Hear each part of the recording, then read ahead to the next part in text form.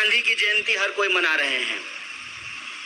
आजकल तो गांधी जी की जयंती वो भी मनाते हैं जो गोडसे की तस्वीर अपने दफ्तरों में लगाते हैं।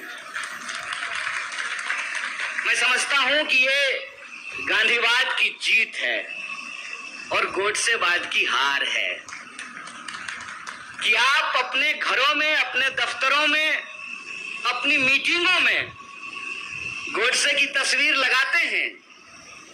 आपके दिलों में गोडसे बसते हैं, लेकिन अगर इस देश के सम्मानित पद पर होंगे तो गांधी के सामने शीश झुकाना पड़ेगा। बात करते हुए कुछ लोग मुझे कह रहे थे, कुछ पत्रकारों ने यह सवाल बार बार पूछा कि कांग्रेस पार्टी मजबूत हुई है कि कमजोर हुई है। मैं समझता हूं कि कांग्रेस पार्टी विचारधारात्मक तौर पर मजबूत हुई है। उसके दो उदाहरण मैं आपको देना चाहता हूं।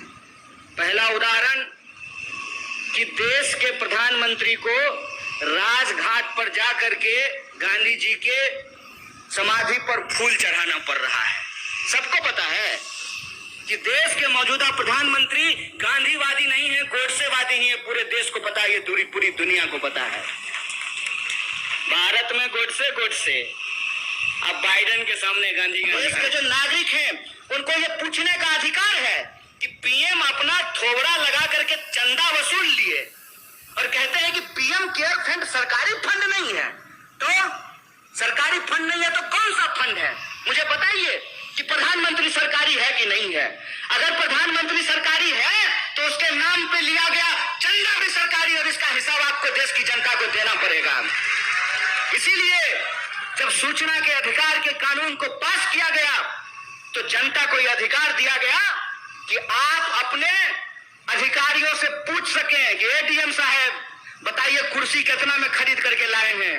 आपके बाबूजी का पैसा नहीं है, इस देश के टैक्स पेयर का पैसा है। हमको बताइए कि इस रोड में कितना का फंड आया है और कितना का घोटाला आप किए हैं। ये सूचना का अधिकार है। इस देश को आगे बढ़ाने की जरूरत थी। कहते हैं ना, थोड़ा सा गिला शिकवा क्या हुआ हमारे घर में कि पड़ोसी ने मुकदमा बिठा दिया है। पड़ोसी ने मुकदमा बिठा दिया है। दिक्कत हो सकती है, गवर्नेंस में प्रॉब्लम हो सकता है, करप्शन का प्रॉब्लम हो सकता है। मैं देश की जनता से याद दिलाना चाहता हूं, लेकिन आपने बदले में आकर के एक ऐसे आदमी को बिठा दिया है जो बोला कि हम चौकीदार हैं। वो चौकीदार नहीं है, वो चौकीदार नहीं है। इस जो है भ्रम में मत रहिए।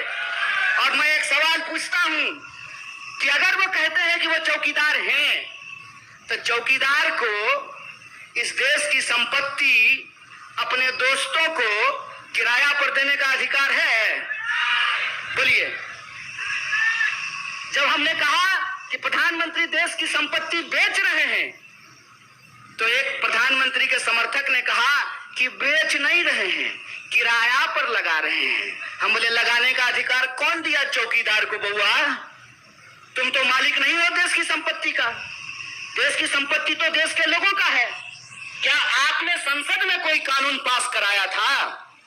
क्या आप देश की संपत्ति को अपने दोस्तों को दे देंगे?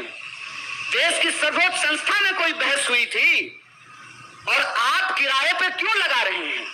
इसका मतलब आप मानते हैं कि आपको पैसे की जरूरत है।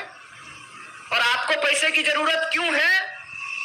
आपको अगर पैसे की जरूरत है, इसका मतलब आपको आमदनी नहीं आ रही है। और आपको अगर आमदनी नहीं आ रही है तो आप अपने लिए 8,500 करोड़ का उड़न खटोला क्यों खरीद करके ला रहे हैं? जरा हमको यह समझा दीजिए।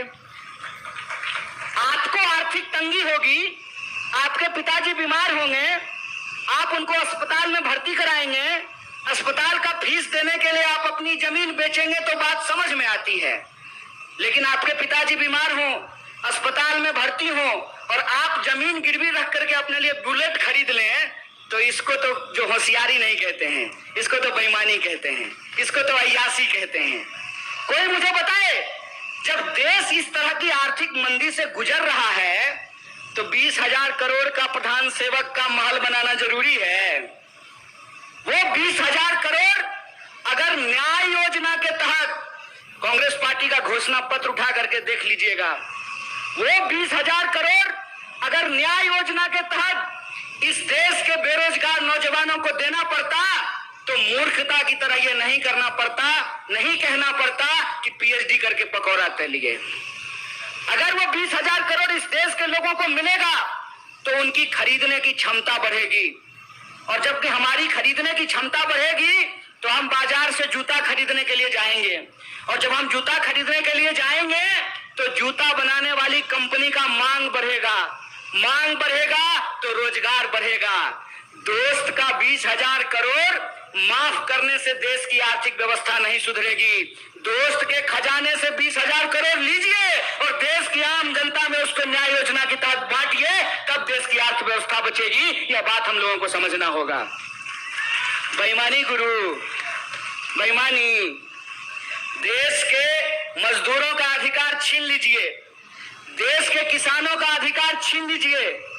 फसल बेचने के नाम पर देश की कृषि आप अपने दोस्तों को हवाले कर देना चाहते हैं।